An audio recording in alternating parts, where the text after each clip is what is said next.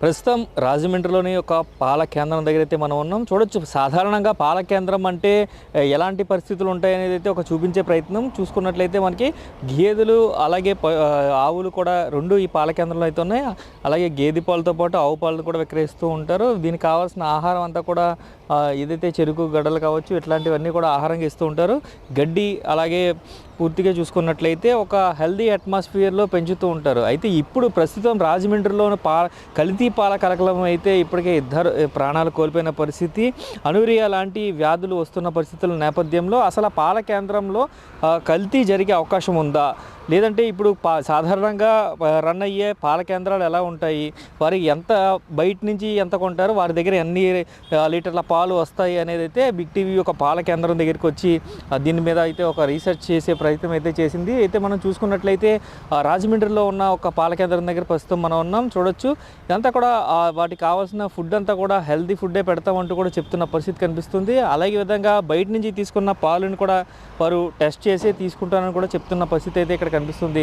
రోజు సుమారుగా 200 నుంచి 300 లీటర్ల వరకు కూడా పాలను ఇక్కడ విక్రయిస్తూ ఉంటూ కూడా ఈ యాజమాన్యం చెప్తున్న పరిస్థితి అయితే కనిపిస్తుంది.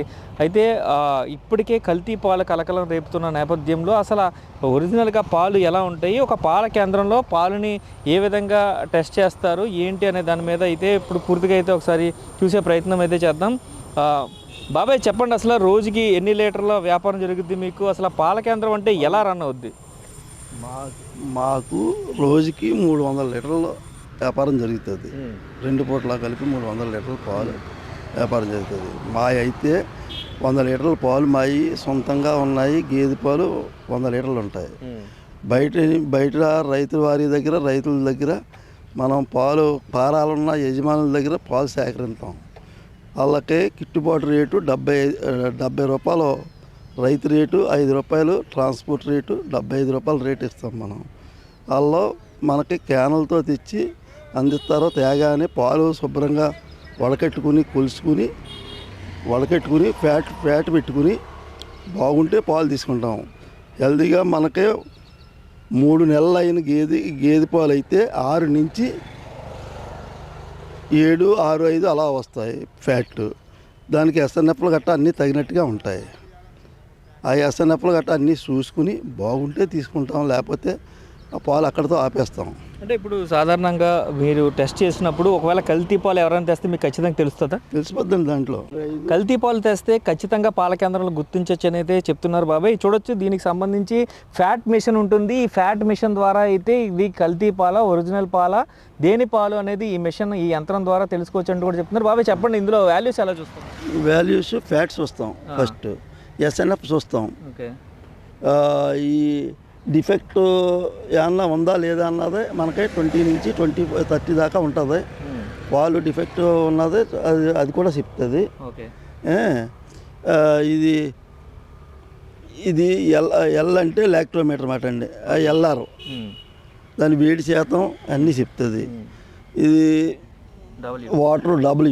వాటర్ శాతం చెప్తుంది. ఏమండి, పి అంటే ప్రజెంట్ అవి ఎప్పుడు అన్నది కొంచెం మనకి అర్థమయ్యేటట్టు చెప్తుంది అన్నమాట. రాత్రి కూలింగ్ ఇయ్యా లేకపోతే పౌడర్ కలిపినయ్యా ఇవన్నీ. అంటే పౌడర్ కలిపింది అయితే ఏమొస్తుంది? పౌడర్ కలిపింది అయితే 0.00 వస్తుంది. అది ఫ్యాట్ చూపించదు. మిషన్ కూడా పోద్ది. అంటే కల్తీ పాలు వస్తే ఖచ్చితంగా చూపించుతుందో తెలుస్తుంది. వాటర్ శాతం చూపించదో అన్నీ చూపిస్తాయి.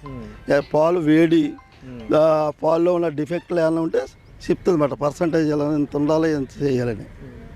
ఒకసారి ఇది చూడొచ్చు, మనం క్లియర్గా అబ్జర్వ్ చేసినట్టయితే దీంట్లో ఫ్యాట్ లెవెల్ అనేది గేదె పాల్లో ఖచ్చితంగా చూపిస్తుంది. చూడొచ్చు, ఎఫ్ అంటే ఫ్యాట్ లెవెల్ అని చెప్తున్నారు. ఫ్యాట్ లెవెల్ 6.5 చూపిస్తుంది. అలాగే చూసుకున్నట్లయితే దీంట్లో మనకి డిఫెక్ట్ ఏదైనా ఉంటే కనుక ఈ 25 పైన ఉంటే కనుక అది డిఫెక్టెడ్ మిల్క్ అని కూడా ఇందులో చెప్పొచ్చు అని చెప్తున్న పరిస్థితి కనిపిస్తుంది. అదేవిధంగా వాటర్ లెవెల్ చూడొచ్చు, ఇక్కడ 0.0 ఉంది వాటర్ లెవెల్. అలాగా ఏదైనా ప్రాబ్లం ఎస్ఎన్ఎఫ్ చూసుకున్నట్టయితే 0.76 ఉంది. ఇట్లాంటి వాల్యూస్ అన్నీ కూడా వాళ్ళు ఒక మెజర్ చేసుకుని ఇలాగ ఒక శాంపిల్ వాటర్ చూడొచ్చు మనం. ఈ పాలు శాంపిల్ అయితే ఇక్కడ దీంట్లో పెట్టిన పరిస్థితి కనిపిస్తుంది. ఇలాగ ఒక శాంపిల్ తీసుకుని ఈ పాలు ఎవరైతే రైతులు తీసుకొస్తారో వారి దగ్గర నుంచి ఇలాగ ఒక శాంపిల్ కలెక్ట్ చేసి ఈ పాలని చూడొచ్చు మనం. క్లియర్గా దీంట్లో పాలు కనిపిస్తున్నాయి. ఈ పాలు ఏదైతే ఉందో ఎస్ ఇక్కడ నుంచి కూడా చూసుకున్నట్లయితే ఇలాగ ఒక కేంద్రంలో కొనుగోలు చేసేటప్పుడు ఇలాంటి మెజర్స్ అన్ని ఖచ్చితంగా పాటిస్తాము, కాబట్టి బయట నుంచి కల్తీ వచ్చే అవకాశం అయితే ఉండదు అని చెప్తున్నారు. ఒకవేళ ఉంటే అలాంటి పాలను మేమైతే కొనుగోలు చేయమని చెప్తున్న పరిస్థితి కనిపిస్తుంది. సుమారుగా రోజుకి 300 లీటర్లు అమ్ముతున్నారండి. ఎంతమంది కస్టమర్లు వస్తారు బాబాయ్? వస్తారండి, 400 దాకా వస్తారు. 400 హాఫ్ లీటర్స్ పావు లీటర్ అన్నీ 2 లీటర్లు 3 లీటర్లు 10 లీటర్ల పాలు కొంటే రైతుకి గిట్టుబాటు రేట్ ఇస్తాం. మేము ముందే చెప్తాం, మీ డబ్బులు మా దగ్గర 10 రోజుల డబ్బులు ఉంటాయి. తేడా వస్తే ఈ 10 రోజుల డబ్బులు ఆగిపోతాయి, పాలు తీసుకోము. అంటే 10 రోజులకు ఒకసారి పేమెంట్ చేస్తారు. అదేవిధంగా ఇక్కడ ఒకవేళ ఏదైనా పాలు డిఫిట్ వస్తే కనుక ఆ 10 రోజుల పాలు డబ్బులు కూడా ఇవ్వమని చెప్తాం. ప్రతిరోజు ప్రతి పూట చెక్ చేసుకుంటాం, చెక్ చేసుకునే తీసుకుంటాం. మళ్ళీ లేదనుకో వెనక్కి పంపించేస్తాం. అదే అంటే ఎప్పుడైనా మిస్ మ్యాచ్ రావడం కానీ ఈ వాల్యూస్ కరెక్ట్గా రాకపోవడం కానీ ఎప్పుడైనా మీకు ఇలాంటి అనుభవం ఎప్పుడైనా వచ్చింది? వస్తాయండి, వస్తాయి. వస్తే అలా వాడడం, వాళ్ళు ఫస్టే తెచ్చినప్పుడు అన్నీ చెక్ చేసుకుని వాళ్ళతో మాట్లాడతాం. ఇప్పుడు నేను పాలు పట్టుకొస్తాను అన్నాడు అనుకోండి, ముందు శాంపిల్కి ఒక 5 లీటర్ల పాలో 3 లీటర్ల పాలో తెమ్మంటామండి. తెమ్మని చూసుకుని వాళ్ళ పాలు మనకు నచ్చితే, అన్ని రకాలుగా నచ్చితే మనం ఉంచుకుంటాం, లేకపోతే ఆ పాలతో పాటు ఇచ్చేస్తాం, వెనక్కి పంపించేస్తాం. అంటే ఇప్పుడు ఒకవేళ ఈ వాల్యూస్కి సంబంధించి కరెక్ట్గా రాకపోతే అది కనుక ఒకవేళ ఫెయిల్ అయితే కనుక వాళ్ళకి మీరు ఎటువంటి సూచనలు ఇస్తారు? అంటే ఎందుకు, అంటే ఎప్పుడైనా మాకు తెలిసిపోద్దండి. ఇప్పుడు వాటర్ కలిపితే వాటర్ కలిపాడని చెప్తుంది, ఏదైనా పాల ప్యాకెట్లు అవి కలిపితే పాల ప్యాకెట్లు కలిపినట్టుగా తెలుస్తుంది. అన్నీ ఎస్ఎన్ఎఫ్లు గట్ట అన్నీ కరెక్ట్గా వస్తాయండి. పెరుగులు గట్ట మేము తోడుపెట్టి చూస్తామండి. మేము పెరుగులో కూడానే పాల్లో తేడా ఉందనుకోండి మాకు ముందే తెలిసిపోద్ది. మేము శాంపుల్ పెరుగు కత్తామండి. ఆ పెరుగు అయిన తర్వాత దాని చరిత్ర అంతా తెలిసిపోద్ది మాకు. ఇది మాకు పనిచేయదు అని చెప్పేస్తాం. మొదర గేదె పాల లేకడ గేదె పాలు అని తెలిసిపోద్ది.